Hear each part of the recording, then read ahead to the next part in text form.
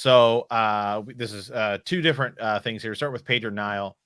The chapter opens with Omerna relaying information to Pedro Nile. Omerna speaks of illuminators wishing to relocate to Amadisia, Dragonsworn in Altara and Murandi, on and how Matin Stepanos is ready to join Pedro Nile. Omenera rambles on about some other things, including Randolph Thor, the Aes Sedai, before Nile dismisses him, asking him to send Baller, his secretary, in on his way out. Balware and Nile speak for some time about other rumors that are being spread about, and it seems that Omerna is wrong about almost everything. Pedro Nile then opens a message that Omerna had handed him before leaving. In the message, one of Nile's agents writes about men riding strange beasts and flying creatures. Aes Sedai unleashes in the Haline. Yeah. Nile and Balwer continue to speak. Loghain and the Red Aja comes up, as well as the split within the tower. Saldar, Aes Sedai. Last, they speak of Morgase and how every day she stays in Amador, she ties herself more tightly to Pedro Nile. Yeah. So again, yeah, Morgase. Some people believe she's dead. We know, the reader, that she is alive in Amador, which is again always so interesting because they were very in Camelin. They're very pro Aes Sedai, right? The White Cloaks are very anti Aes Sedai. So the fact that she's there and at Pedro Nile's mercy is crazy, and it's sort of a big chess game going on between those two.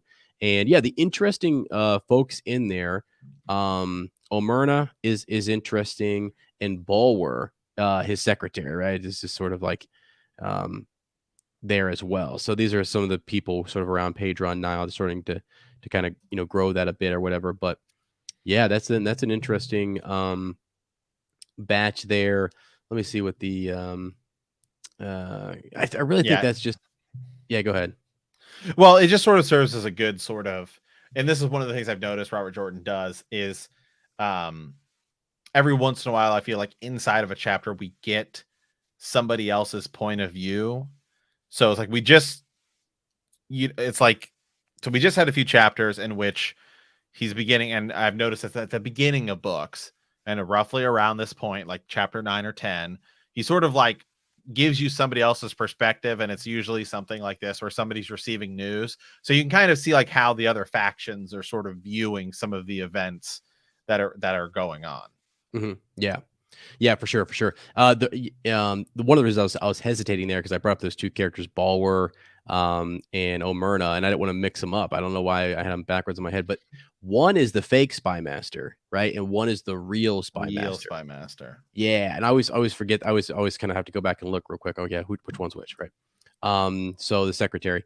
So yeah, Balwer is the one suggesting those rumors, right? All those bad rumors about Rand being a puppet of the Black Aja and all these different things, 4 different things. It's hard to track who that came from, the whole 9 yards. And then they want Elaine and Gawain. They already have Galad. We learned that he joined up with the White Cloaks. So I mean, Morgase and Pedro and Nile, that kind of comes up in conversation here with them, which I think is what you're coming to next, the next part.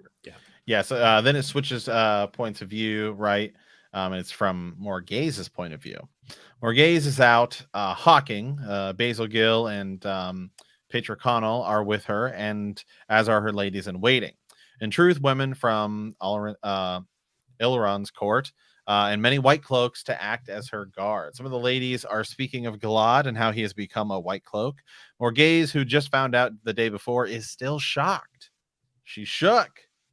Mm-hmm. All right. Mm-hmm. Talk turns to Randall Thor and how he displays the lion's throne as a trophy.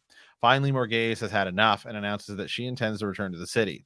As they ride back toward the Fortress of Light, Morgase tries to engage Norwin, the leader of her escort, in conversation.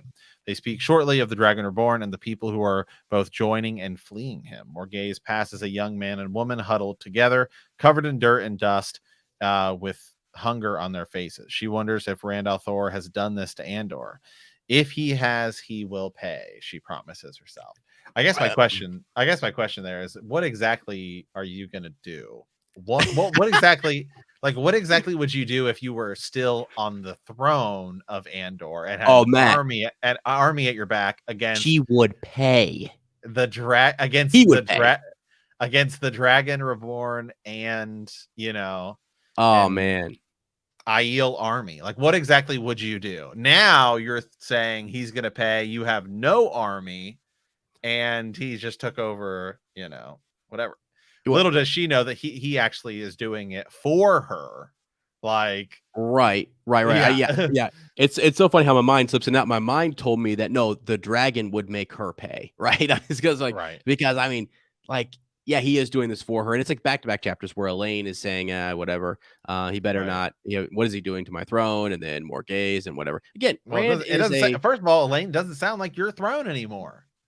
yeah. Why don't you guys go do something about it?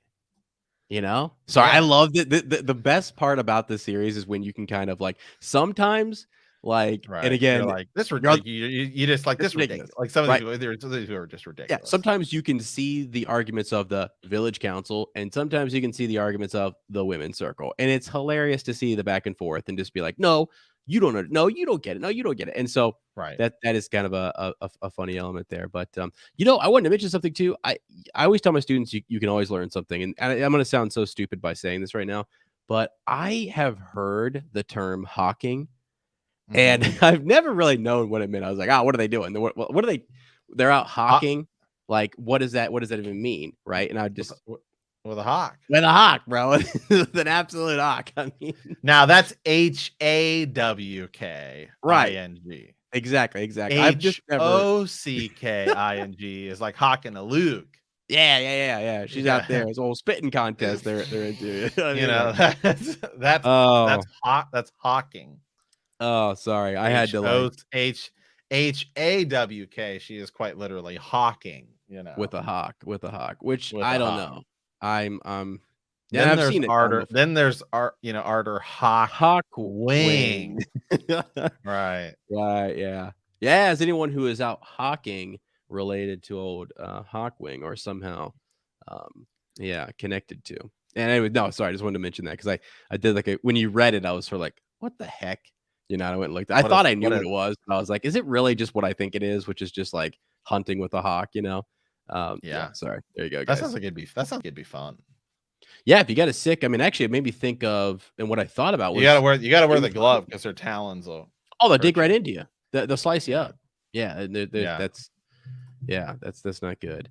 But just real quick, on this chapter, this is one of those plots that it starts to get when there's not a whole. This will pick up a little bit in this book specifically. You get more White Cloak stuff, especially Patron Nile, and you'll find out why. But like, there's some books go by, and we've said this before, where the White Cloaks, you're like, where are they at? Like, okay, we haven't seen them for a long time, and now Morgase is there, so a big figure, and they're more relevant now, and they will grow in relevance. Right now, Galad is there. Right. So at first, when you start the series, you're like, who are the White Cloaks, and why do we care? Well, now some of our characters are hanging out with them, and we seem to be coming across them quite a bit, and they're actually a bit pesky.